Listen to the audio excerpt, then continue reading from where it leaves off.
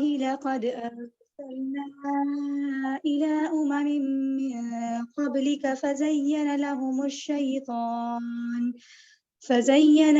الشيطان أعمالهم فهو وليهم اليوم ولهم عذاب أليم وما أنزلنا عليك الكتاب إلا لتبين لهم الذي اختلفوا فيه وهدى ورحمة لقوم يؤمنون صدق الله العظيم. السلام علیکم ورحمۃ اللہ وبرکاتہ۔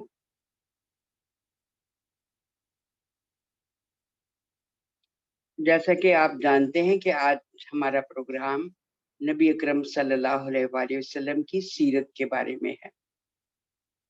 تو اللہ تعالیٰ سے دعا کرتی ہوں کہ اللہ تعالیٰ بہترین طریقے سے ہمیں سیکھنے اور سکھانے والا بنائے۔ اعوذ باللہ من الشیطان الرجیم، بسم اللہ الرحمن الرحیم۔ ربی شرح لی صدری ویسر لی امری واحلل عقدۃ من لسانی یفقہوا قولی۔ آج جو تلاوت ہوئی ہے آپ کے سامنے، یہ سورہ النحل کی آیت نمبر 63 اور 64 کی۔ آئیے پہلے اس کا ترجمہ دیکھ لیتے ہیں۔ خدا کی قسم اے نبی صلی اللہ علیہ وآلہ وسلم، تم سے پہلے بھی بہت ہی قوموں میں ہم رسول بھیج چکے ہیں، اور پہلے بھی یہی ہوتا رہا ہے کہ شیطان نے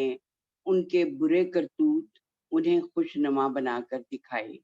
اور رسولوں کی بات انہوں نے مان کر نہ دی۔ وہی شیطان آج ان لوگوں کا بھی سرپرست بنا ہوا ہے اور یہ دردناک سزا کے مستحق بن رہے ہیں۔ ہم نے یہ کتاب تم پر اس لیے نازل کی ہے کہ تم ان اختلافات کی حقیقت ان پر کھول دو جن میں یہ پڑے ہوئے ہیں۔ یہ کتاب رہنمائی اور رحمت بن کر اتری ہے ان لوگوں کے لیے جو اسے مان لیں۔ بڑی ہی اہم آیات ہیں کہ آدمی کی نجات جو ہے وہ صرف اس بات میں ہے کہ رسول کی بات کو مان لیا جائے، اور رسول صلی اللہ علیہ وسلم کے ذریعے قرآن حکیم نازل کیا گیا، تو صاف بات ہے کہ آپ صلی اللہ علیہ وآلہ وسلم کی بات کو جو ہے وہ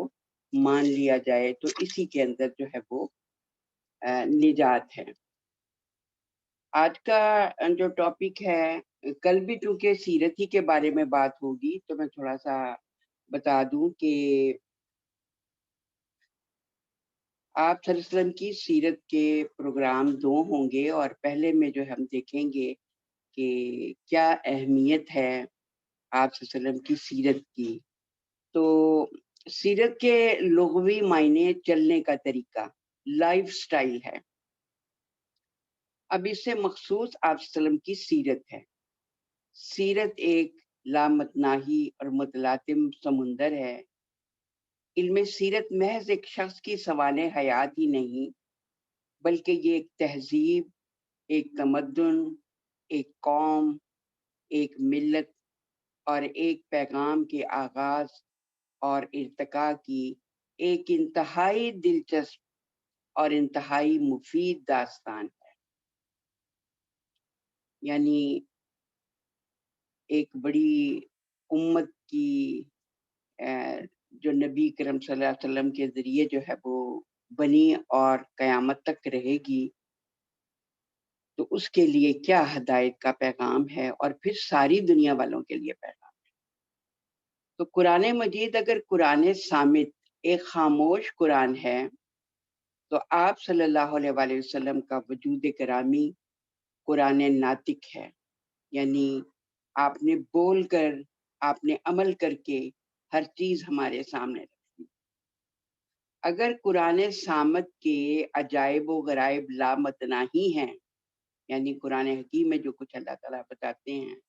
کتنے اسباق ہیں، کتنا کچھ وہاں سے ملتا ہے اور ملتا ہی رہے گا، یہ کتاب کبھی پرانی نہیں ہوگی۔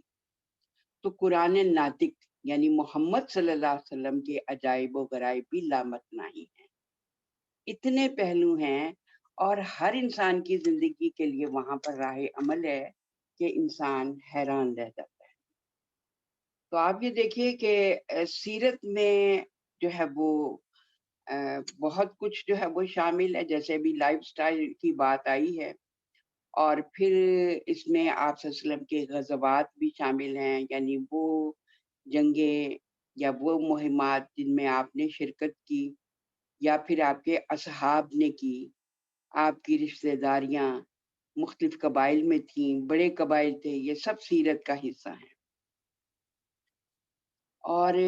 بہت ہی اہم ہے یہ باتیں کہ آپ صلی اللہ علیہ وسلم نے جن جانوروں کو استعمال کیا ان کے نام، اونٹنیاں، بکریاں، یعنی ان کے بھی نام تھے، اور جن گھروں میں آپ صلی اللہ علیہ وسلم رہے ان کی پیمائش، یہ سب بھی سیرت کا حصہ ہیں اور ہر ایک سے ہمیں بہت سبق ملتا ہے. اور اس کے بعد علامہ ابن قیم جو ہے وہ فرماتے ہیں کہ سیرت کا علم حاصل کرنا ہر مسلمان پر فرض ہے. آپ صلی اللہ علیہ وآلہ وسلم رول ماڈل ہیں. تو ظاہر ہے کہ قرآن حکیم بھی ہمیں تبھی سمجھ میں آتا ہے جب ہم سیرت کو پڑھتے ہیں، اور آپ بڑی گہرائی سے قرآن حکیم کا مطالعہ کریں تو آپ کو صاف یہ بات نظر آئے گی کہ قرآن حکیم بھی نبی کرم صلی اللہ علیہ وسلم کی سیرت کی کتاب ہے. یعنی اس کتاب میں ہمیں پڑھنے سے، قرآن حکیم پڑھنے سے یہ اندازہ ہوتا ہے کہ صرف 23 برس میں ایک ایسا ملک، ایک ایسا علاقہ اور ایک ایسی قوم جو جہالت کے اندر ڈوبی ہوئی تھی، اپنی معاشرت کے لحاظ سے، اپنی معیشت کے لحاظ سے، اپنے سیاسی نظام کے لحاظ سے، کس قبائلی سسٹم تھا، کس طریقے سے نبی اکرم صلی اللہ علیہ وآلہ وسلم یہ انقلاب لائے. تو یہ سبھی کچھ جو ہے وہ سیرت کا حصہ ہے. آئیے دیکھتے ہیں کہ چند پہلوؤں پر کہ کیوں مطالعہ جو ہے وہ کرنا ضروری ہے. آج اس پر پروگرام ہوگا اور کل جو ہے وہ دیکھیں گے کہ نبی کرم صلی اللہ علیہ وسلم نے جب 13 برس مکہ کے اس میں ٹیم تیار کر لی تو اس ٹیم کو کیا پیغام دیا گیا. قرآن حکیم کی ترتیب نزولی سے مدنی صورتوں کو اگر پڑھیں، اور آج بھی ہم جب تک اسی انداز میں کام کرنا نہیں سیکھیں گے، ہم کبھی بھی وہ انقلاب نہیں لا سکتے جو محمد صلی اللہ علیہ وسلم ہمارے سپرد کر گئے ہیں، اور جس کے بارے میں اکثر و بیشتر ہم یہی کہتے نظر آتے ہیں کہ ہمارا مقصد زندگی جو ہے وہ اللہ کے دین کو قائم کرنا ہے. میری عزیز بیٹیوں اور بہنوں، سیرت کا مطالعہ کرتے ہوئے ہمارے سامنے یہ سوال آتا ہے کہ ایک نبی کی سیرت ہی کا پیغام کیوں، کسی اور کا پیغام کیوں نہیں، اور انبیاء میں سے صرف سیدنا محمد صلی اللہ علیہ وآلہ وسلم ہی کی سیرت کا پیغام کیوں، دوسرے انبیاء اور پیشوایان مذاہب کی سیرتوں کا پیغام کیوں نہیں. تو اس سوال پر آغاز ہی میں سمجھنا ضروری ہے کہ ہمارا ذہن اس بات پر پوری طرح مطمئن ہو جائے کہ در حقیقت ہم قدیم اور جدید زمانوں کے کسی رہنما کی سیرت میں نہیں بلکہ ایک نبی کی سیرت ہی میں ہدایت پا سکتے ہیں،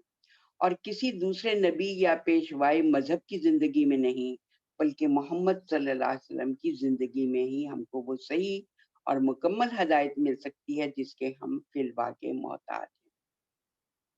ایک بڑی اہم بات ہے کہ ہم بعض اوقات عمل کرتے ہوئے کہتے ہیں اچھا وہ فلاں صاحبہ جو بڑی عالمہ ہیں وہ بھی تو اسی طریقے سے کرتی ہیں نا. دیکھیے سوچنے کا یہ سٹائل نہیں ہونا چاہیے. ہمیشہ ہماری نگاہ محمد صلی اللہ علیہ وآلہ وسلم پر رہنی چاہیے۔ اب یہ کچھ پوائنٹس ہیں جن کے اوپر ہم غور کرتے چلے جائیں گے اس بات کو سمجھنے کے لیے کہ سیرت کا مطالعہ جو ہے وہ کیوں ضروری ہے۔ کہ سب سے پہلی بات کہ خدائی ہدایت کی ضرورت، یہ ایک ناقابل انکار حقیقت ہے کہ علم کا سرچشمہ اللہ تعالیٰ کی ذات ہے، جس نے اس کائنات کو بنایا ہے اور اس میں انسان کو پیدا کیا ہے۔ اس کے سوا کائنات کی حقیقتوں کا اور خود انسانی فطرت اور اس کی حقیقت کا علم اور کس کو ہو سکتا ہے؟ ظاہر ہے جو موجد ہے، جو خالق ہے، وہی بتا سکتا ہے کہ اس انسان اور اس کی پوری اجتماعیت کو چلانے کا صحیح طریقہ کیا ہوگا۔ اس معاملے میں دو قسم کی چیزوں کا فرق اچھی طرح سمجھ لینا چاہیے تاکہ ہم صحیح رخ پر چلیں۔ ایک قسم کی چیزیں وہ ہیں جنہیں آپ حواس سے محسوس کرتے ہیں اور ان کے ذریعے سے حاصل ہونے والی معلومات کو فکر و استدلال اور مشاہدات اور تجربات کی مدد سے مرتب کر کے نئے نئے نتائج تک پہنچ جاتے ہیں۔ اس نوعیت کی چیزوں کے بارے میں عالم بالا سے کوئی تعلیم آنے کی ضرورت نہیں، یہ آپ کی اپنی تلاش و جستجو، غور و فکر اور تحقیق و اکتشاف کا دائرہ ہے۔ اسے آپ پر چھوڑا گیا ہے کہ اپنے گرد و پیش کی دنیا میں پائی جانے والی اشیاء کو ڈھونڈ ڈھونڈ کر نکالیں، ان میں کام کرنے والی قوتوں کو معلوم کریں، ان کے اندر کار فرما قوانین کو سمجھیں اور ترقی کی راہ میں آگے بڑھتے چلے جائیں۔ اگرچہ اس میں بھی قدرت نے ہماری بہت جگہ پر جو ہے وہ رہنمائی کی ہے۔ دوسری قسم کی چیزیں وہ ہیں جو ہمارے حواس کی پہنچ سے بالاتر ہیں، جن کا ادراک ہم کسی طرح نہیں کر سکتے، جنہیں نہ ہم تول سکتے ہیں، نہ ناپ سکتے ہیں، نہ اپنے علم کے ذرائع میں سے کوئی ذریعہ استعمال کر کے ان کو معلوم کر سکتے ہیں۔ تو لہٰذا یہ باتیں جو غیب سے تعلق رکھنے والی ہیں، اس کے لیے انبیاء کی پیروی کی ضرورت ہے۔ انبیاء کی پیروی کی ضرورت کیوں ہے؟ اس دائرے میں علم اگر پہنچتا ہے تو صرف اللہ تعالیٰ کی ہدایت سے پہنچتا ہے، کیونکہ وہی حقائق کا جاننے والا ہے، اور جس ذریعے سے اللہ تعالیٰ انسان کو یہ علم دیتا ہے وہ وہی ہے جو صرف انبیاء پر نازل ہوتی ہے۔ اللہ تعالیٰ نے آج تک کبھی یہ نہیں کہا کہ ایک کتاب چھاپ کر ہر انسان کے ہاتھ میں دے دی ہو اور اسے کہا ہو کہ اسے پڑھ کر خود معلوم کر لے کہ تیری اور کائنات کی حقیقت کیا ہے، اور اس حقیقت کے لحاظ سے دنیا میں تیرا طرز عمل جو ہے وہ کیا ہونا چاہیے۔ اس علم کو انسانوں تک پہنچانے کے لیے اس نے ہمیشہ انبیاء ہی کو ذریعہ بنایا ہے، تاکہ وہ صرف اس علم کی تعلیم ہی دے کر نہ رہ جائیں بلکہ اس کو سمجھائیں بھی، اس کے مطابق عمل بھی کر کے دکھائیں، اور اس کے خلاف چلنے والوں کو راہ راست پر لانے کی کوشش بھی کریں، اور اسے قبول کرنے والوں کو ایک ایسے معاشرے کی شکل میں منظم بھی کر دیں جس کی زندگی کا ہر شعبہ اس علم کا عملی مظہر ہو۔ اب یہ بات کہ محمد صلی اللہ علیہ وسلم کے سوا دوسرے انبیاء سے ہدایت نہ ملنے کی وجہ، اب اس سوال کو لیجئے کہ جن بزرگوں کو ہم انبیاء کی حیثیت سے جانتے ہیں اور جن پیشوایان مذاہب کے بارے میں گمان کیا جا سکتا ہے کہ شاید وہ نبی ہوں، جیسے بدھ ہے اور زردشت وغیرہ کے بارے میں بات آتی ہے، ان میں سے ہم صرف ایک محمد صلی اللہ علیہ وسلم کی سیرت کیوں پیغام حاصل کرنے کی کوشش کرتے ہیں؟ کیا یہ کسی قسم کے تعصب کی وجہ سے ہے یا اس کی کوئی معقول وجہ ہے؟ اس کی ایک نہایت معقول وجہ یہ ہے کہ جن انبیاء کا ذکر قرآن میں کیا گیا ہے ان کو اگر ہم یقینی طور پر نبی مانتے اور جانتے ہیں، جیسا کہ آپ نے ان انبیاء کے بارے میں جن کا قرآن میں ذکر ہے، آپ نے وہاں پر ان کی بارے میں پڑھا، ان کی اقوام کے بارے میں پڑھا، تو آپ نے محسوس کیا ہوگا کہ ان میں سے کسی کی تعلیم اور سیرت بھی ہم تک کسی قابل اعتماد اور مستند ذریعہ سے نہیں پہنچی کہ ہم اس کی پیروی کر سکیں۔ حضرت نوح علیہ السلام، حضرت ابراہیم علیہ السلام، حضرت اسحاق، حضرت یوسف، حضرت موسیٰ اور حضرت عیسیٰ علیہ السلام بلا شبہ نبی تھے، اور ہم ان سب پر ایمان رکھتے ہیں۔ مگر ان پر نازل ہونے والی کوئی کتابت محفوظ شکل میں موجود نہیں ہے کہ ہم اس سے ہدایت حاصل کریں، اور ان میں سے کسی کی زندگی کے حالات بھی ایسے محفوظ اور معتبر طریقے سے ہم کو نہیں پہنچے۔ تو ظاہر ہے کہ یہ بات بھی مشکل ہے کہ کیسے ان کی ہدایات پر عمل کیا جا سکتا ہے۔ ایک طرف اگر ہم دین یہود کی کتابوں اور انبیاء کا حال دیکھیں، تقریباً 4000 انبیاء جو ہے وہ بنی اسرائیل میں آئے۔ تو ہم دیکھتے ہیں کہ حضرت موسیٰ علیہ السلام اور ان کے بعد آنے والے انبیاء اور ان کی تعلیمات کے متعلق کہا جاتا ہے کہ وہ بائبل کے عہد عتیق اولڈ ٹیسٹامنٹ میں ہیں، لیکن تاریخی اعتبار سے ذرا بائبل کا جائزہ لے کر دیکھیے، اصل تورات جو حضرت موسیٰ علیہ السلام پر نازل ہوئی تھی، تورات کا مطلب ہے قانون، 6 صدی قبل مسیح میں بیت المقدس کی تباہی کے وقت ضائع ہو گئی تھی، اور اسی کے ساتھ دوسرے ان انبیاء کے صحیفے بھی ضائع ہو گئے تھے جو زمانے سے پہلے ہو گزرے تھے۔ 5ویں صدی قبل مسیح میں جب بنی اسرائیل بابل کی اسیری سے رہا ہو کر فلسطین پہنچے تو حضرت عزیر نے چند دوسرے بزرگوں کی مدد سے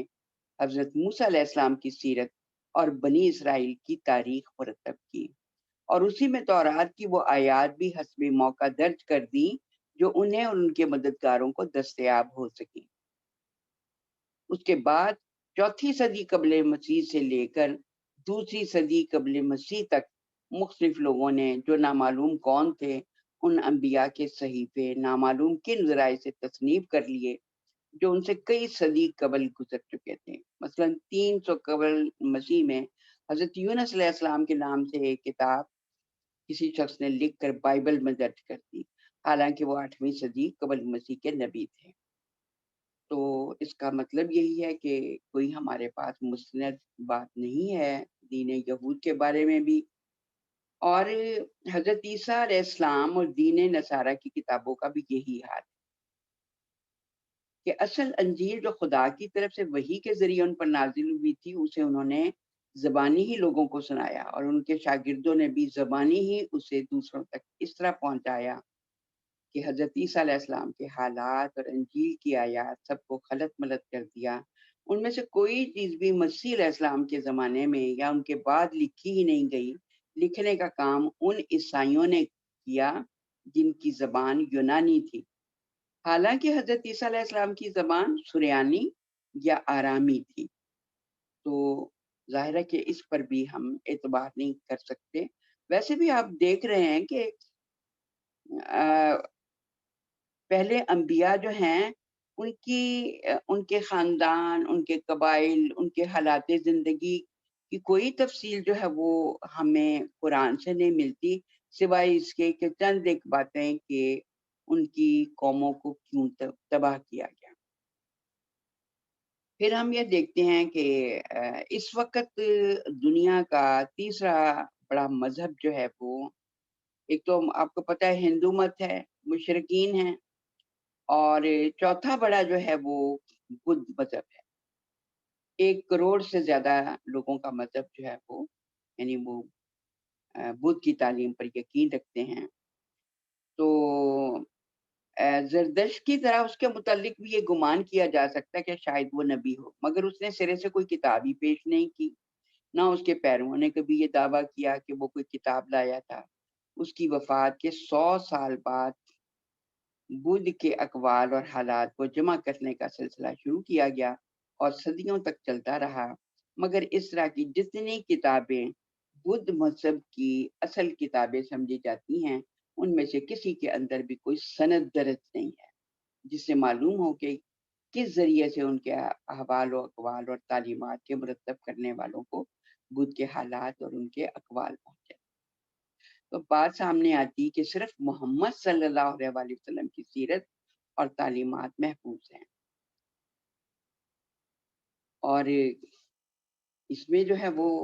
ہم دیکھیں گے کہ ہمارے لیے اس کے سوا کوئی چارہ نہیں رہ جاتا کہ ہم کسی ایسے نبی کی طرف رجوع کریں جس نے کوئی قابل اعتماد اور تحریف و آمیزش سے پاک کتاب چھوڑی ہو، اور جس کے मुफस्सल हालात अक़वाल और अमाल मोतबर ज़राए से हम तक पहुँचे। तो नबी अकरम सल्लल्लाहु अलैहि वसल्लम जो किताब लेकर आए, तो कुरान का महफूज़ तरीन किताब इलाही होना जो है वो साबित है। उन्होंने एक किताब कुरान इस सरही दावे के साथ पेश की कि ये अल्लाह ताला का कलाम है, जो मुझ पर नाज़िल हुआ है। इस किताब का जब हम जायज़ा लेते हैं तो यकीनी तौर पर महसूस होता है कि इसमें कोई आमेज़िश नहीं। खुद रसूलुल्लाह सल्लल्लाहु अलैहि वसल्लम का अपना कोई कौल भी इसमें शामिल नहीं, बल्कि आपके अक़वाल को इससे बिल्कुल अलग रखा गया। बल्कि कुरान हकीम जो है वो अ, उसका एक बड़ा हिस्सा जब तक नाज़िल हुआ, तो उस वक़्त तक आपने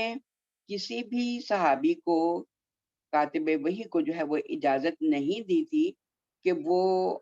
कुरान के अलावा कुछ और लिखें, कि कहीं ऐसा ना हो कि नबी करीम सल्लल्लाहु अलैहि वसल्लम का कोई कौल जो है वो कुरान का हिस्सा ना समझ लिया जाए।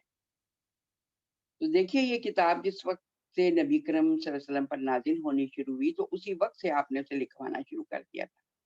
जब कोई वही आती तो उस वक़्त आप अपने किसी कातिब को बुलाते और उसे लिखवा देते थे। लिखने के बाद वो आपको सुनाया जाता था, और जब आप इत्मीनान कर लेते कि कातिब ने उसे सही लिखा है, तब आप उसे एक महफूज़ जगह रख देते थे। हर नाज़िल शुदा वही के मुतल्लिक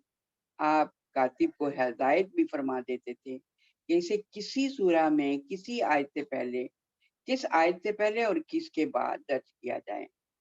और इस तरह आप कुरान को तरतीब भी देते रहे, यहाँ के तक कि वो तकमील को पहुँच गया। और सहाबा उसके नज़ूल के साथ-साथ उसको याद करते जाते थे। बहुत से लोगों ने इसे पूरा याद कर लिया, और इनसे बहुत ज़्यादा बड़ी तादाद ऐसे असहाब की थी जिन्होंने कमो-बेश इसके मुख्तलिफ हिस्से अपने हाफ़ज़े में महफ़ूज़ कर लिए थे। इसके अलावा वो मुतअद्दिद सहाबा जो पढ़े-लिखे थे, कुरान के मुख्तलिफ हिस्सों को बतौर खुद भी लिख रहे थे। इस तरह कुरान रसूल सल्लल्लाहु अलैहि वसल्लम की हयात तैयबा ही में 4 तरीकों से महफ़ूज़ हो चुका था। पहला कि आपने खुद कातिबी ने वही से इसको अज़ अव्वल ता आखिर लिखवा दिया। दूसरा ये कि बहुत से सहाबा ने पूरा का पूरा कुरान लफ्ज़ ब लफ्ज़ याद कर लिया। तीसरा ये कि सहाबा कराम में कोई ऐसा न था जिसने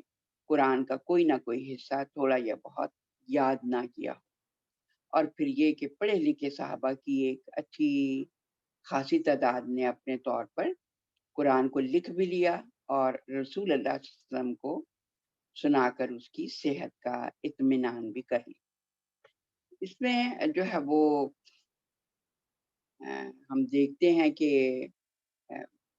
गैर मुस्लिम लोगों ने भी जो है वो इस पर तवज्जो दी कि वाक़ई क्या ये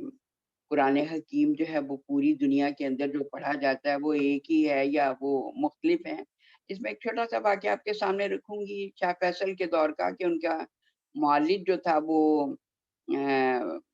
पेरिस में रहता था, और वो एक दफ़ा आया तो उसने शाह फैसल के सराहने कुरान हकीम का इंग्लिश तर्जुमा जो था वो तर्जुमे के साथ जो है, यानी मतन के साथ इंग्लिश तर्जुमा जो था, वो उसने देखा, तो उसने खोला कुरान को, तो उसमें जो है वो जो आयत है कि अल्लाह ताला ने 3-3 पर्दों में इंसान की जो है वो तख्लीक की। तो वो बड़ा हैरान हुआ कि ये कैसी बात है कि नबी करीम सल्लल्लाहु अलैहि वसल्लम जिस वक़्त मौजूद थे, उस वक़्त तो कोई मशीनरी भी नहीं थी और कोई डॉक्टर भी ऐसा नहीं था कि जो ये मालूम कर सकता कि इंसान की पैदाइश 3 पर्दों के अंदर हुई है। तो उसने इजाज़त चाही शाह फैसल से कि आप मुझे इजाज़त दें, मैं ये कुरान जो है वो पेरिस ले जाऊँ,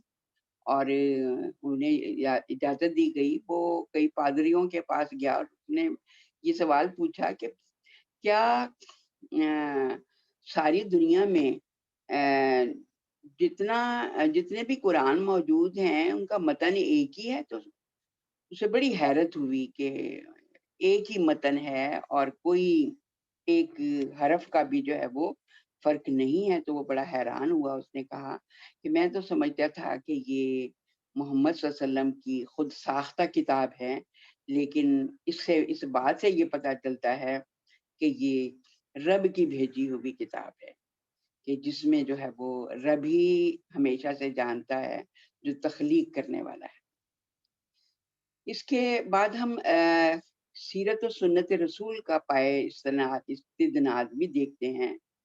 کہ دوسری خصوصیت کو دیکھیے جس میں رسول اللہ صلی اللہ علیہ وآلہ وسلم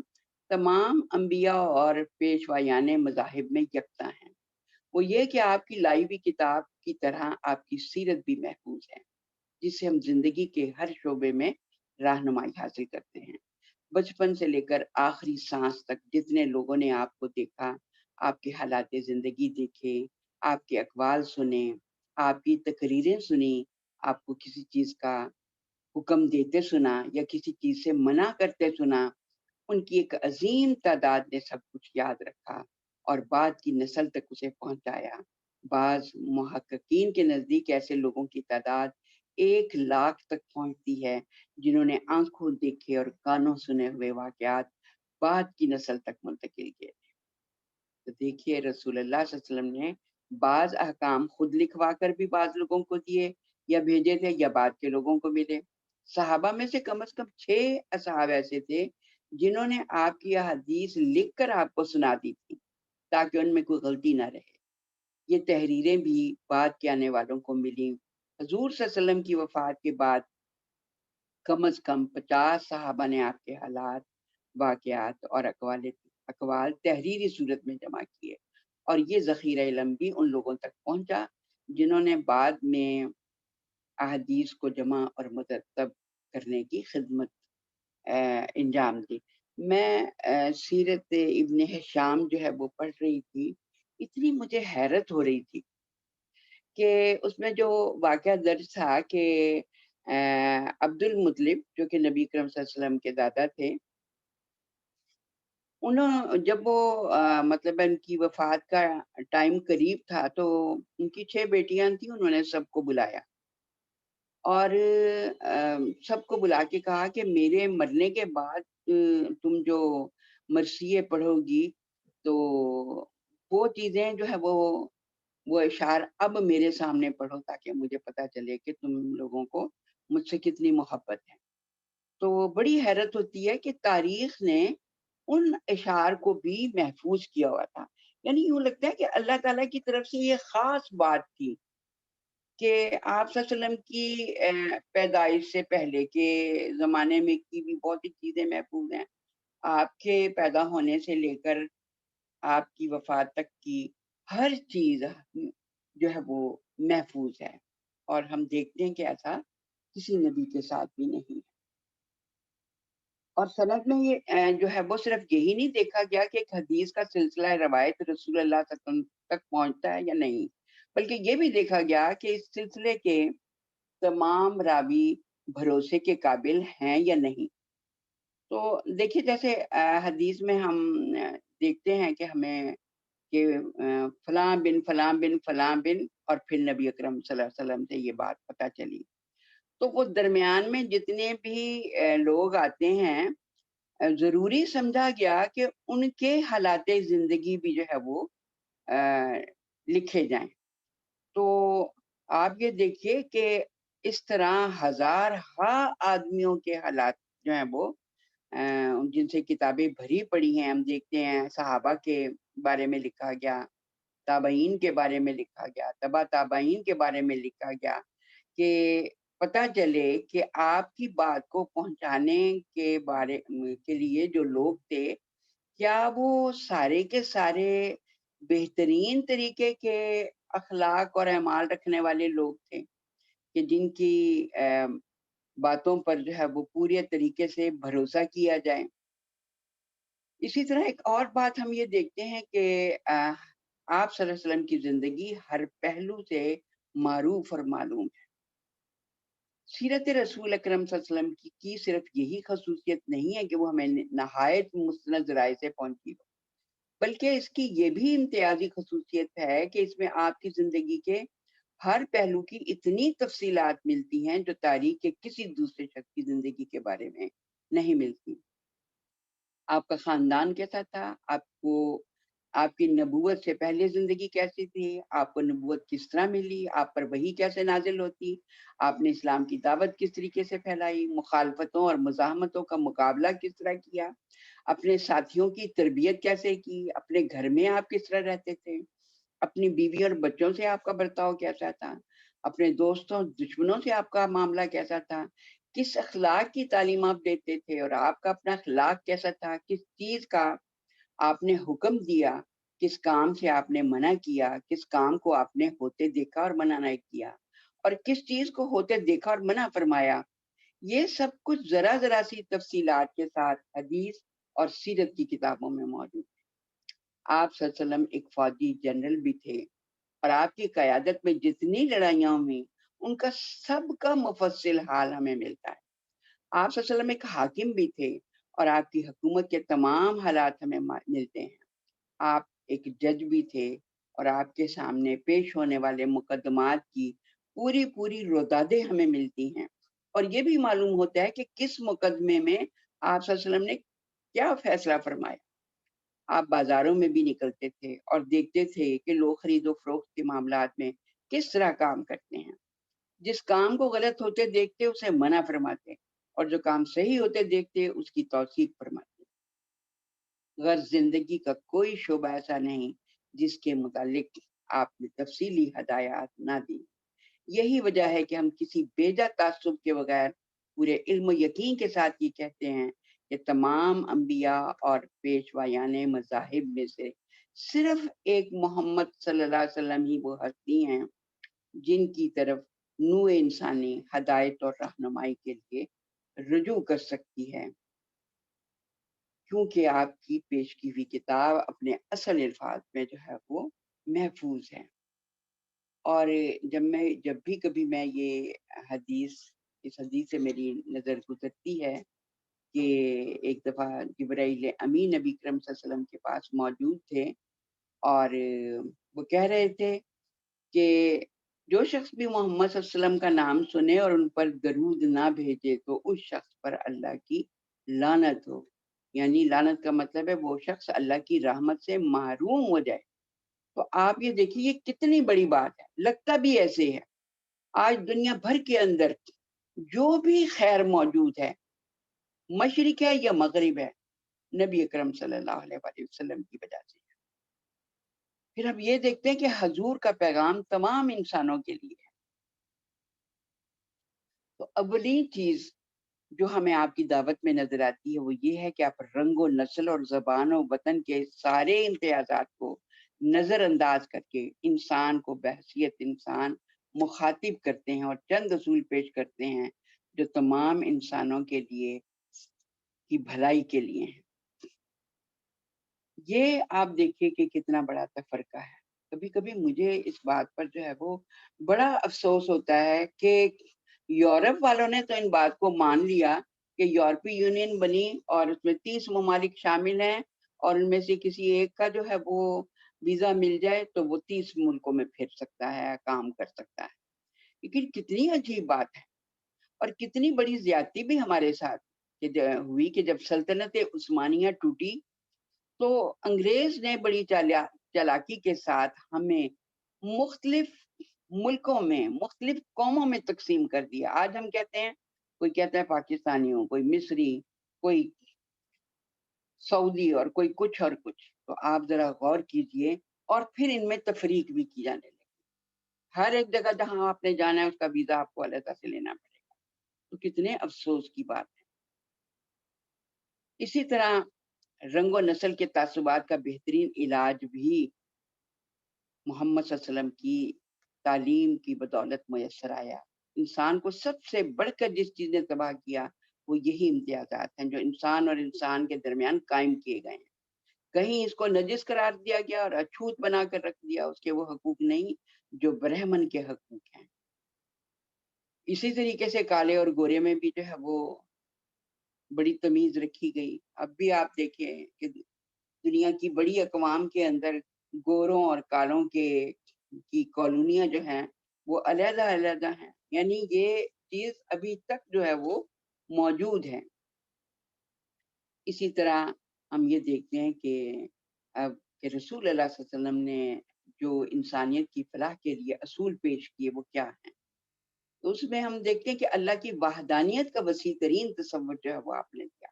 ان میں سب سے مقدم اللہ تعالیٰ کی وحدانیت کو تسلیم کرنا ہے، صرف اس معنی میں نہیں کہ اللہ ہے، اور محض اسی معنی میں نہیں کہ اللہ بس ایک ہے، بلکہ اس معنی میں کہ اس کائنات کا واحد خالق، مالک، مدبر، حاکم اللہ تعالیٰ ہی۔ کوئی دوسری ہستی پوری کائنات میں ایسی نہیں جس کے پاس حاکمیت کا اقتدار ہو، جس کو حکم دینے اور منع کرنے کا حق ہو، جس کے حرام کرنے سے کوئی چیز حرام اور جس کے حلال کرنے سے کوئی چیز حلال ہو سکتی۔ اور اس کے بعد ہم یعنی رسول اللہ صلی اللہ علیہ وسلم کی دعوت یہ ہے کہ اس تصادم کو ختم کیا جائے۔ تمہاری زندگی کا قانون اور ضابطہ بھی وہی ہونا چاہیے جو پوری کائنات کا ہے۔ تم نہ خود قانون ساز بنو اور نہ کسی دوسرے کو یہ حق تسلیم کرو کہ وہ خدا کی زمین میں خدا کے بندوں پر اپنا قانون چلائے۔ دیکھیے، وہ رب جس نے تمام چیزیں بنائیں اور پھر ان کو چلنے کا بہترین طریقہ سکھا دیا، آپ نے کبھی دیکھا کہ سورج ایک سیکنڈ کی بھی جو ہے وہ کبھی غفلت برتتا ہو؟ زمین کبھی ایسی غفلت برتتی ہو؟ جس دن ایسا اللہ خود ہی کرے گا تو قیامت آ جائے۔ یہ سارا کائنات کا ڈسپلن آپ کو بتا رہا ہے کہ اللہ کی اطاعت ہو رہی ہے۔ اس کے بعد دوسرا اصول اطاعت رسول کی دعوت ہے۔ یہاں پہنچ کر ہمارے سامنے رسول اللہ صلی اللہ علیہ وسلم کی دعوت کا دوسرا نقطہ آتا ہے، اور وہ آپ کا یہ دو ٹوک بیان ہے کہ میں اللہ تعالیٰ کا نبی ہوں اور نوع انسانی کے لیے اس نے اپنا قانون میرے ذریعے سے بھیجا ہے۔ میں خود بھی اس قانون کا پابند ہوں، خود مجھے بھی اس میں تبدیلی کرنے کا کوئی اختیار نہیں، میں اتباع کرنے پر مامور ہوں، اپنی طرف سے کوئی نئی چیز اختراع کرنے کا مجاز نہیں ہوں۔ تو یہ بات بھی ہماری سمجھ میں آتی ہے۔ اس کے بعد اللہ کے بعد اطاعت کا مستحق اللہ کا رسول ہے۔ پھر یہ کہ آزادی کا حقیقی چارٹر کیا ہے۔ یہ نوع انسانی کے لیے آزادی کا وہ چارٹر ہے جو دین حق کے سوا دنیا میں کسی نے اس کو نہیں دیا۔ اللہ کے بندے صرف ایک اللہ ہی کے بندے ہیں اور کسی کے بندے نہ ہوں، حتیٰ کہ اللہ کے رسول کے بندے بھی نہ ہوں۔ اس نے انسان کو خدا کے سوا ہر دوسرے کی بندگی سے آزاد کر دیا اور انسان پر سے انسان کی خدائی ہمیشہ کے لیے جو ہے وہ ختم کر دی۔ اس کے ساتھ ایک عظیم ترین نعمت جو اس پیغام نے انسان کو عطا کی، وہ ایک ایسے قانون کی بالا تری ہے جسے توڑنے، مروڑنے اور رد و بدل کا تختہ مشق بنانے کا اختیار کسی بادشاہ یا ڈکٹیٹر یا جمہوری مجلس سے قانون ساز یا اسلام قبول کرنے والی کسی قوم کو حاصل نہیں۔ یہ قانون خیر و شر کی مستقل قدریں انسان کو دیتا ہے، جنہیں بدل کر کبھی کوئی خیر کو شر اور شر کو خیر نہیں بنا سکتا۔ پھر دوسری بات جو سامنے آتی ہے کہ خدا کے حضور جواب دہی کا تصور، یہ تیسری بات ہے۔ یعنی پہلی بات اللہ ہی کو حاکم ماننا، دوسری جو ہے وہ اس کے رسول کی بات کو ماننا اور عمل کرنا، تیسری بات یہ کہ رسول اللہ صلی اللہ علیہ وسلم نے بندگان خدا کو بتائی، وہ یہ ہے کہ تم خدا کے سامنے جواب دہ ہو۔ تو یہ بڑی اہم بات ہے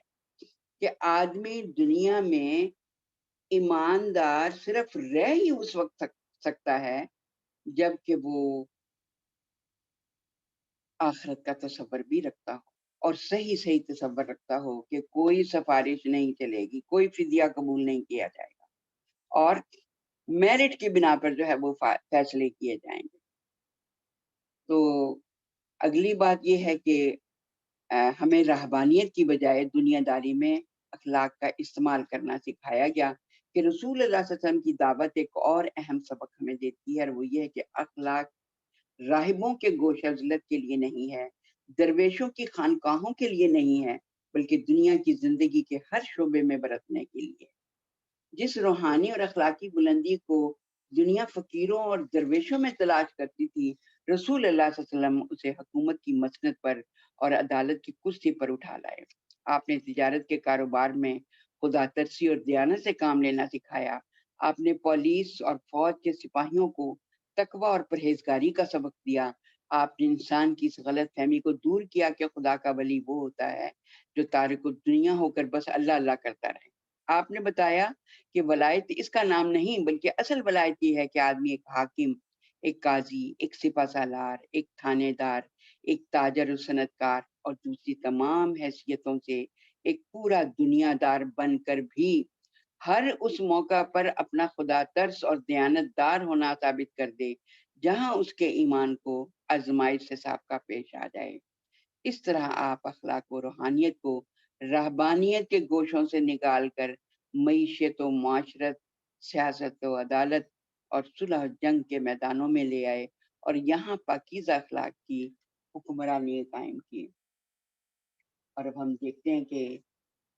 اس رہنمائی کا فیض تھا کہ اپنی نبوت کے آغاز میں جن لوگوں کو آپ نے ڈاکو پایا تھا ان کو اس حالت میں چھوڑا کہ وہ ایمانت دار اور خلق خدا کی جان و مال اور آبرو کے محافظ بن چکے تھے۔ جن لوگوں کو حق مارنے والا پایا انہیں حق ادا کرنے والا، حقوق کی حفاظت کرنے والا اور حقوق دلوانے والا بنا کر چھوڑا۔ آپ سے پہلے دنیا ان حاکموں سے واقف تھی جو ظلم و جور سے رعیت کو دبا کر رکھتے تھے اور اونچے اونچے محلوں میں رہ کر اپنی خدائی کا سکہ جماتے تھے۔ آپ نے اسی دنیا کو روم و ایران کی ان حاکموں سے روشناس کرایا جو بازاروں میں عام انسانوں کی طرح چلتے تھے اور عدل و انصاف سے دلوں پر حکومت کرتے تھے۔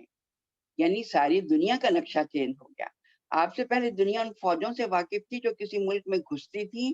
تو ہر طرف قتل عام برپا کرتی، بستیوں کو آگ لگا دیتی اور مفتوح قوم کی عورتوں کو بے آبرو کرتی پھرتی تھیں۔ آپ نے اسی دنیا کی ایسی فوجوں سے متعارف کروایا جو کسی شہر میں فاتحانہ داخل ہوتی تو دشمن کی فوج کے سوا کسی پر دست درازی نہ کرتی تھیں اور فتح کی ہوئے شہر سے وصول کیے ہوئے ٹیکس تک انہیں واپس کر دیتی تھیں۔ انسانی تاریخ ملکوں اور شہروں کی فتح کے قصوں سے بھری پڑی ہے، مگر فتح مکہ کی کوئی نظیر آپ کو تاریخ میں نہ ملے گی۔ جس شہر کے لوگوں نے 13 برس تک نبی کرم صلی اللہ علیہ وسلم کو پر ظلم و ستم ڈھایا تھا، اسی شہر میں آپ کا فاتحانہ داخلہ اس شان سے ہوا کہ آپ کا سر خدا کے آگے جھکا جا رہا تھا، آپ کی پیشانی اونٹ کی کجاوے سے لگی جا رہی تھی اور آپ کے طرز عمل میں غرور و تکبر کا شائبہ تک نہ تھا۔ وہی لوگ جو 13 برس تک آپ پر ظلم و ستم کرتے رہے، جنہوں نے آپ کو ہجرت پر مجبور کر دیا تھا اور ہجرت کے بعد بھی 8 برس تک آپ سے برسر جنگ رہے تھے، جب مغلوب ہو کر آپ کے سامنے پیش ہوئے تو انہوں نے آپ سے رحم و کرم کی التجا کی اور آپ نے انتقام لینے کی بجائے کہا کہ آج تم پر کوئی گرفت نہیں، جاؤ تم چھوڑ دیے گئے ہو۔ رسول اللہ صلی اللہ علیہ وسلم کے اس نمونے کا جو اثر آپ کی امت پر پڑا ہے، اس کا اگر کوئی شخص اندازہ کرنا چاہے تو تاریخ میں خود دیکھ لے کہ مسلمان جب اسپین میں داخل ہوئے تو ان کا رویہ کیا تھا، اور جب عیسائیوں نے ان پر فتح پائی تو ان کے ساتھ کیا سلوک کیا گیا۔ ضرور اسپین کی تاریخ کو پڑھیں، بڑی سبق آموز ہے۔ صلیبی لڑائیوں کے زمانے میں جب عیسائی بیت المقدس میں داخل ہوئے انہوں نے مسلمانوں کے ساتھ کتنا برا برتاؤ کیا، اور مسلمانوں نے جب بیت المقدس کو ان سے واپس لیا تو عیسائیوں کے ساتھ ان کا کیا برتاؤ۔ تو دیکھ لیجئے کہ نبی کرم صلی اللہ علیہ وسلم کی زندگی کے ایک ایک پہلو سے جو ہے وہ ہمیں کیا سبق ملتا ہے کہ آپ کی سیرت جو ہے وہ ایک بحر ذخار ہے، گہرا سمندر ہے، اور جس کا احاطہ کرنا کسی بڑی کتاب میں بھی ممکن نہیں۔ تو آئیے اب ہم چند ایک پہلو نبی کرم صلی اللہ علیہ وسلم کی زندگی کے سیرت کے حوالے سے دیکھتے ہیں، اور تھوڑا سا پہلے اس بات کو دیکھ لیجئے کہ ساتھ ہی ساتھ یہ بات چل رہی ہے دور حاضر کے چیلنجز کے بارے میں بھی میں نے کچھ احادیث کا جو ہے وہ انتخاب بھی کیا ہے، لیکن ہم اپنے وقت کے لحاظ سے بات کریں گے۔ آج کی دنیا میں آپ دیکھیں کہ جس قوم کے سامنے جو مشن ہوتا ہے وہ اسی مشن کے مطابق کام کرتی ہے۔ یہود کے سامنے مشن ہے کہ وہ پوری دنیا کے وسائل پر قبضہ کر لیں، لہٰذا آپ یہ دیکھیے کہ وہ لوگ اپنے بچوں کو ڈاکٹر انجینئر بنانے کی طرف زیادہ مائل نہیں کرتے، بلکہ وہ اپنے بچوں کو بزنس مین بناتے ہیں۔ اور میٹرک تک کی تعلیم تک جو ہے وہ اپنے بچوں کے ہاتھ میں موبائل نہیں دیتے، اور 12 سال کے، کبھی آپ نیٹ کھول کر دیکھیں، 12 سال تک کے بچوں کو مختلف قسم کے پروگرام جو ہے وہ ہیک کرنا سکھاتے ہیں. ان کی عورتیں جو ہیں وہ پریگنینسی کی حالت میں میتھ کر رہی ہوتی ہیں تاکہ ان کا بچہ جو ہے وہ ہر طرح کی کیلکولیشنز میں اور بہت جو ہے وہ ماہر ہو. اسی طریقے سے باقی اقوام کو بھی ہم دیکھتے ہیں کہ وہ سائنس اور ٹیکنالوجی کے ہر میدان میں کس طریقے سے آگے بڑھنے کی جو ہے وہ کوشش کرتے ہیں. اور ہم بھی اگر دیکھیں تو ہمارے سامنے یہ بات آتی ہے کہ ہر انسان کی زندگی یا ہر حکومت کے سامنے 3 بڑے میدان ہوتے ہیں جس میں کام کیے جاتے ہیں. ایک معیشت کا پہلو ہے، ایک جو ہے وہ معاشرت کا پہلو ہے جس میں انسانوں کی عزت اور جان کا تحفظ ہو، معیشت میں مال کا تحفظ ہو، اور حکومت بھی جو ہے وہ ان دونوں چیزوں کا تحفظ کرتی ہے. اور حکومت میں بھی ہمیں پتہ ہے کہ انتظامیہ، عدلیہ اور پارلیمانی سسٹم، یہ پارلیمانی نظام میں سیاستدان موجود ہوتے ہیں. تھوڑا سا ہم اپنے ملک کے حوالے سے غور و فکر کریں اور اپنے اوپر بھی غور و فکر کریں تو ہم یہ سوچتے ہیں کہ بس 2 ہی پہلو ہیں کہ جس پر ہمارے بچوں کو جانا چاہیے. ذرا غور کیجئے ہماری انتظامیہ میں کیسے لوگ بیٹھے ہیں، ہماری عدلیہ میں کیسے لوگ ہیں، ہمارے سیاستدان کیسے ہیں. ہمارے ہاں معیشت دان جو باہر سے ہی پڑھ کر آتے ہیں اور مغربی معیشت کی جو ہے اس کو حاوی کرنا چاہتے ہیں، تو ہم تو نبی کرم صلی اللہ علیہ وسلم کی سیرت سے ہر طور پر دور ہیں. اور خاندانی زندگی میں دیکھیں تو میڈیا جو ہے، اور پھر ہم یہ بھی دیکھتے ہیں کہ ہمارے اساتذہ کرام میں سے بھی اکثر و بیشتر ہمارے سامنے وہ نمونہ نہیں پیش کر رہے ہوتے جو کہ سیرت ہمیں دکھا رہی ہوتی ہے کہ کس طرح کے ہمارے بچے، ہمارے بیٹوں اور بیٹیوں کی تربیت ہونی چاہیے. تو تبھی آپ دیکھیے کہ امت مسلم جو ہے وہ مغرب کے پیچھے چلتے چلتے جو ہے وہ زوال کا شکار ہو رہی ہے. آپ کبھی غور کریں نبی کرم صلی اللہ علیہ وسلم کے دور سے لے کر اب تک کی تاریخ تک، تو آپ کے سامنے یہ بات ہوگی کہ سب سے پہلے زوال جو ہے وہ، یعنی اگر آپ یوں سمجھیں کہ عقائد جو ہیں وہ اسلام کی عمارت میں عقائد کی حیثیت اگر بنیاد کی ہے اور ارکان اسلام کی حیثیت ستون کی ہے، تو اسلام کے معاشی اور معاشرتی اور سیاسی نظام کی حیثیت جو ہے وہ چھت کی ہے. کسی قوم میں زوال اس وقت آتا ہے کہ سب سے پہلے چھت گرتی ہے، یعنی وہاں کا سیاسی نظام تباہ ہونا شروع ہو جاتا ہے، وہاں کے حکمران عیاش بن جاتے ہیں، وہاں کے حکمران جو ہیں وہ اللہ تعالیٰ کی ہدایت سے پرے ہونا شروع ہوتے ہیں. مسلمانوں کے زوال میں بھی یہی بات آئی کہ پہلے حکومت برباد ہوئی تو دیواروں میں پانی پڑا، یعنی معیشت بھی تباہ ہوئی اور معاشرت بھی تباہ ہوئی، ہماری اپنی گھریلو زندگیاں بھی خراب ہوئیں.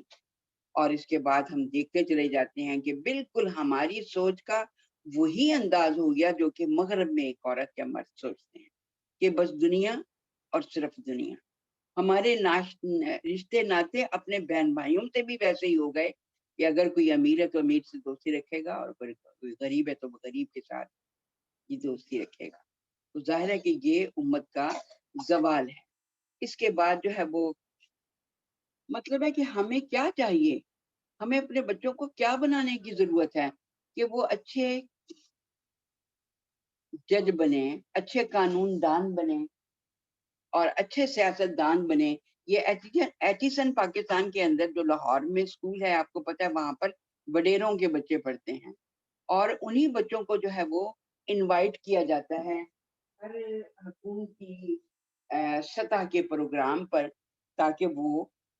ساری چیزیں سیکھ جائیں کہ کس طریقے انہیں آئندہ ملک کی باغ ڈور جو ہے وہ سنبھالنی ہے. اسی طریقے سے ہمیں بہترین معیشت دان اپنے بہترین بچوں کو اس طرف لانا چاہیے. بہترین بچوں کو یعنی ذہین بچوں کو ایجوکیشنسٹ بنانے کی ضرورت ہے, میڈیا میں لانے کی, یعنی اچھے صحافی بنانے کی ضرورت ہے, اچھے رائٹر بنانے کی ضرورت ہے کہ وہ ادب کی لائن میں جائیں. اور پھر اسی طریقے سے ہمیں اپنے بچوں کی تربیت میں, اور وہ بھی خصوصی طور پر بیٹیوں کی تربیت میں, بجائے اس کے کہ ان کو تعلیم کے حاصل کرنے کے لیے مغربیت سکھانے کے لیے باہر بھیج دیں کہ رشتے اچھے ہوں گے اور دنیا میں پتہ نہیں کیا کما لائیں گی, اتنا زیاں کر رہے ہیں ہم اپنے, اور اتنی زیادتی کر رہے ہیں ہم اپنے بچوں کے ساتھ. کیوں نہیں ہم ان کو اچھی تربیت دے کر اچھی مائیں بنانا سکھاتے ہیں, اور تاکہ وہ ایک اچھی امت کو بنانے میں مددگار ثابت ہوں. میری بہنوں, یہ اب ہم میں سے ہر ایک کا اپنا اپنا معاملہ ہے کہ مل کر بیٹھیں اور اس کے لیے کوشش کریں کہ ہم اس ہدف کو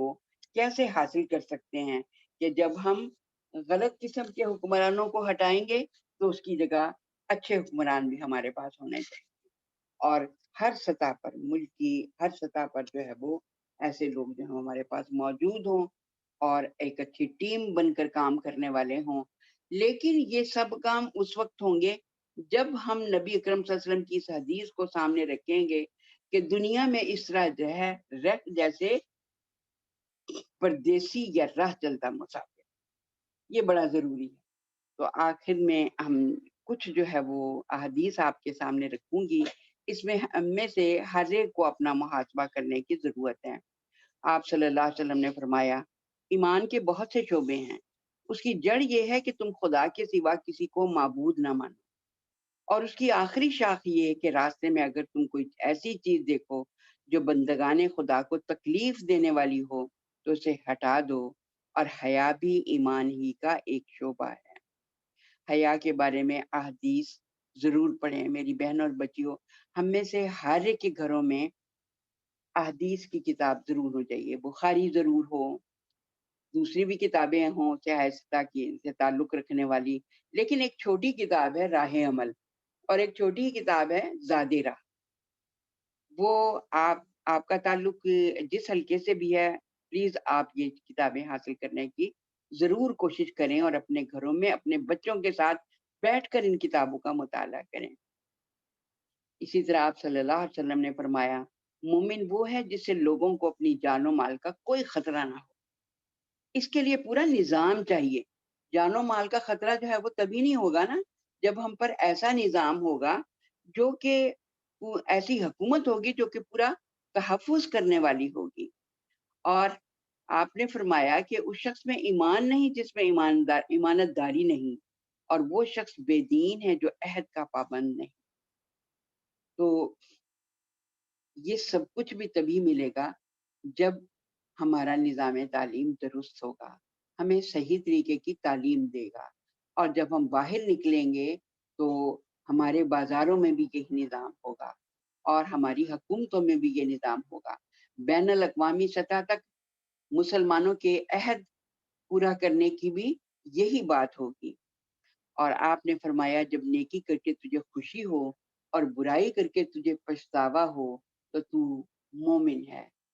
اور آپ نے فرمایا بہترین ایمان حالت یہ ہے کہ تیری دوستی اور دشمنی خدا واسطے کی ہو, تیری زبان پر خدا کا نام جاری ہو, اور تو دوسروں کے ساتھ وہی کچھ پسند کرے جو اپنے لیے پسند کرتا ہے, اور ان کے لیے وہی کچھ ناپسند کرے جو اپنے لیے ناپسند کرتا ہے. اسی طرح معاملات زندگی میں بھی آپ نے فرمایا کہ اہل ایمان میں سب سے زیادہ کامل ایمان اس شخص کا ہے جس کے اخلاق سب سے اچھے ہیں اور جو اپنے گھر والوں کے ساتھ حسن سلوک میں سب سے بڑا ہوا ہو. ضرور جائزہ لیجیے کہ ہمارے تعلق اپنے گھر والوں اور اپنے خاندان والوں کے ساتھ جو ہیں وہ کیسے ہیں. اور اسی کے لیے ہمسائیگی سے یہ بات سکھائی گئی کہ جو شخص خدا اور آخرت پر ایمان رکھتا ہو اسے اپنے مہمان کی عزت کرنی چاہیے اور اپنے ہمسائے کو تکلیف نہ دینی چاہیے, اور اس کی زبان کھلے تو بھلائی پر کھلے ورنہ چپ رہے. اور فرمایا مومن کبھی تانا دینے والا, لعنت کرنے والا اور بدگو اور زبان دراز نہیں ہوا کرتا. ضرور میری بہنوں جائزہ لیتی جائیے مومن سب کچھ ہو سکتا ہے مگر جھوٹا اور خائن نہیں ہو سکتا. خدا کی قسم وہ مومن نہیں ہے، خدا کی قسم وہ مومن نہیں ہے، خدا کی قسم وہ مومن نہیں ہے جس کی بدی سے اس کا ہمسایہ امن میں نہ ہو، اور ہمسائے کی 40 گھرانوں تک ہے. اور اسی طرح فرمایا کہ جس نے لوگوں کو دکھانے کے لیے نماز پڑھی اس نے شرک کیا، جس نے لوگوں کو دکھانے کے لیے روزہ رکھا اس نے شرک کیا، اور جس نے لوگوں کو دکھانے کے لیے خیرات کی اس نے شرک کیا. اور فرمایا جھوٹی گواہی اتنا بڑا گناہ ہے کہ شرک کے قریب جا پہنچتا ہے. آپ یقین کیجئے کہ اگر لوگ صحیح گواہیاں دینا شروع کریں تو پوری کی پوری یعنی پورے ملک میں عدل آ جائے. اسی طرح رزق حلال کے بارے میں فرمایا جنت میں وہ گوشت نہیں جا سکتا جو حرام کے لقموں سے بنا ہو. حرام خوری سے پلے ہوئے جسم کے لیے تو آگ ہی زیادہ موزوں ہے. اور فرمایا کہ جس شخص نے عیب دار چیز بیچی اور خریدار کو عیب سے آگاہ نہ کیا اس پر خدا کا غصہ بھڑکتا رہتا ہے اور فرشتے اس پر لعنت بھیجتے رہتے ہیں. آج آپ دیکھیے ایک شاپ پہ جائیں تو وہ کوئی ریٹ بتائے گا، دوسری پہ جائیں وہ کوئی ریٹ بتائے گا. تو یہ بڑا حادثہ ہے ہماری ملکی معیشت کے لیے بھی اور لوگوں کے ذاتی کردار کا بھی. آپ نے فرمایا کوئی شخص خواہ کتنی ہی بار زندگی پائے اور خدا کی راہ میں جہاد کر کے جان دیتا رہے مگر وہ جنت میں نہیں جا سکتا اگر اس پر قرض ہو اور وہ ادا نہ کیا گیا. اور یہ بات کتنی اہم ہے وراثتوں کے حوالے سے کہ مرد ہو یا عورت اگر انہوں نے اپنی زندگی کے 60 سال بھی اللہ کی فرما برداری میں بسر کیے ہوں لیکن جب ان کی موت کا وقت آیا تو وصیت میں کسی کی حق تلفی کر کے اسے نقصان پہنچایا تو دونوں دوزخ کے مستحق ہوں گے. یہ بھی بہت بڑی بات ہے کہ وراثتیں سورہ نساء میں اللہ کے قانون کے مطابق جو ہے وہ تقسیم کی جائیں ورنہ جنت میں داخلے کا کوئی سوچے بھی نہ. پھر حکمرانی کے اصول میں بتایا کہ وہ شخص جنت میں داخل نہ ہوگا جو اپنے ماتحتوں پر پوری بری طرح افسری کرے گا. اور اسی طریقے سے آپ نے فرمایا کہ لوگ کبھی نجات سے محروم نہ ہوں اگر اپنی برائیوں کی تعویلیں کر کر کے اپنے نفس کو برائیوں پر مطمئن نہ کرتے رہیں. میری بہنوں یہ بھی بڑی بات ہے. ہم لوگ اکثر کسی تنقید کو برداشت نہیں کرتے اس لیے ہمارے گھروں کے اندر امن بھی نہیں ہوتا. مختلف تعویلیں کرتے رہتے ہیں ہر سطح پہ کہ میں نے یہ کام فلاں وجہ سے کیا، فلاں وجہ سے کیا، فلاں عذر تھا، فلاں عذر تھا. اللہ جو ہے وہ ہمیں معاف کرے اور ہمیں صحیح راستے پر چلنے کی توفیق دیں. اور پھر آپ نے فرمایا کہ جس نے 40 دن غلہ اس نیت سے روک رکھا کہ قیمتیں چڑھ جائیں تو خدا کا اس سے اور اس کا خدا سے کوئی تعلق نہیں. 40 دن غلہ روکنے کے بعد اگر آدمی اس غلہ کو خیرات بھی کرتے تو معاف نہ کیا جائے گا. ذرا غور کر لیں آپ کہ ہمارے ملک میں یہ جو کرپشن کے کیسز ہیں اور وہ بھی غلے کے ذخیرے پر یہ کتنے زیادہ ہیں. اسی طرح ہر ایک چیز طرح کے مال کے بارے میں اللہ تعالیٰ جو ہے وہ ہم سب پر رحم فرمائے اور ہمیں نبی کرم صلی اللہ علیہ وسلم کی سیرت کے مطابق چلنے کی پوری توفیق عطا فرمائے. چلیے اختتام کرتے ہیں اپنے پروگرام کا. سبحانک اللہم و بحمدک نشہد ان لا الہ الا انت نستغفرک و نتوب الیک. سبحان ربک رب العزت عما یصفون وسلام علی المرسلین والحمد للہ رب العالمین. السلام علیکم ورحمۃ اللہ وبرکاتہ.